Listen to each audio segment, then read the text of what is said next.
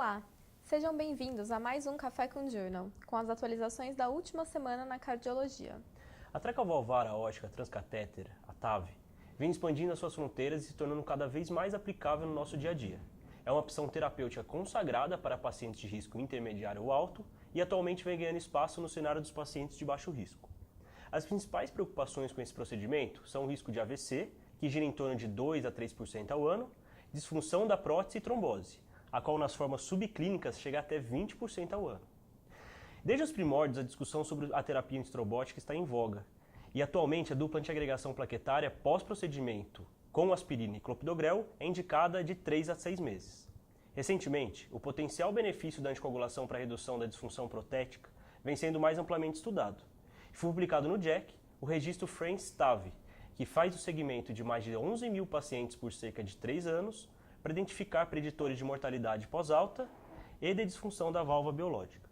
Os autores encontraram que o sexo masculino, antecedente de FA e doença renal crônica foram os maiores preditores de mortalidade após a TAV. O mais interessante foi que os pacientes que receberam alta com anticoagulação, na maioria das vezes devido a FA, tiveram significativamente menos disfunção de prótese. Porém, houve aumento de mortalidade por todas as causas. E vale lembrar que a trombose da prótese é apenas um dos determinantes de disfunção. E como os pacientes submetidos à TAV são mais frágeis, esperamos que os resultados dos estudos em andamento nos respondam sobre o verdadeiro risco-benefício da anticoagulação neste contexto. Mudamos agora para o tema aneurismas de aorta. Sabemos que o screening para aneurisma de aorta abdominal, focado a populações de risco, tem sido implementado em diversos países e demonstrou promover a redução da mortalidade em até 50%. Um estudo publicado no Circulation visou avaliar a evolução dos pacientes com aneurisma menores que 5,5 centímetros e que permanecem em segmento clínico sob vigilância. Mais de 18 mil homens foram avaliados e a taxa de mortalidade geral foi de quase 2% ao ano, sendo a maior parte por câncer ou doenças cardiovasculares. O risco de ruptura do aneurisma foi de 0,03 ao ano nos pacientes com aneurisma entre 3 e 4,4 centímetros e 0,28% nos com tamanho de 4,5 a 5,4. Mesmo quando avaliados os pacientes com faixa logo abaixo dos 5,5, ou seja, de 5 a 5,5, o risco foi de 0,4%. E esse estudo ajuda a embasar a conduta conservadora que vem sendo realizada nos pacientes com aneurismas pequenos ou moderados. Vemos que o risco anual de ruptura é baixo e não se sobrepõe aos riscos de um eventual procedimento invasivo. E falando agora sobre insuficiência cardíaca, já são quase 30 anos de estudo trazendo evidências terapêuticas robustas para pacientes com fração de ejeção reduzida. Data dos anos 90, a demonstração do benefício dos IECAs, que juntamente aos beta-bloqueadores, aos antagonistas de mineralocorticoides, diuréticos de alça e mais recentemente a ivabradina e o sacubitril/valsartana, vem enriquecendo o nosso arsenal terapêutico. Mas de nada adianta a ciência nos mostrar que o benefício dessas medicações existe se os clínicos não a utilizarem de uma forma correta no dia a dia.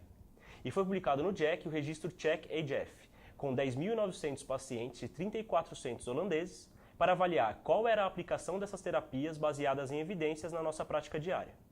Nos pacientes com IC de fração de ejeção reduzida, 81% usavam diurético de alça, 84% IECAs, 86% beta-bloqueadores e 56% antagonistas mineralocorticoides e apenas 5% ivabradina.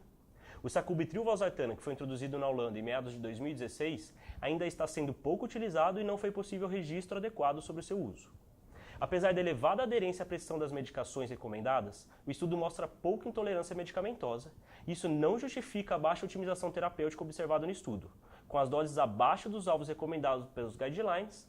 Como exemplo, a dose média dos IECAs foi de apenas 50% da dose-alvo e dos beta-bloqueadores foi de 25% da dose-alvo preconizada. Ressalto aqui que a terapêutica ideal consiste em otimizar o tratamento até as doses máximas toleradas, para que possamos contribuir ao máximo na redução de mortalidade, de sintomas, internações e também evitar ao máximo a progressão de doença. Por fim, o New England publicou uma interessante revisão que aborda a relação entre infecções e infarto agudo do miocárdio. Desde o início do século XX, descreve-se um aumento de eventos cardiovasculares associado à infecção por influenza, e recentemente um estudo canadense demonstrou um aumento de 6 vezes na ocorrência de infarto durante a primeira semana após a confirmação de influenza.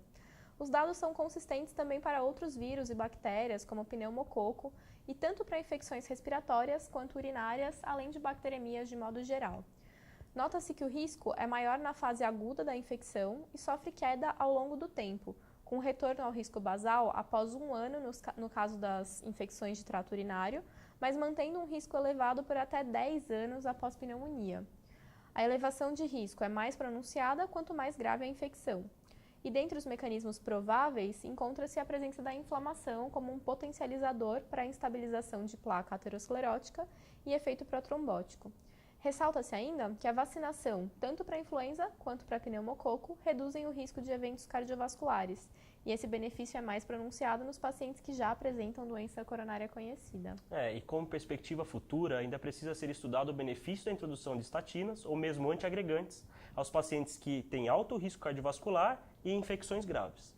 E a recomendação de atentarmos à questão cardiovascular ao nos depararmos com pacientes com infecção de qualquer natureza. Até a próxima. Até mais.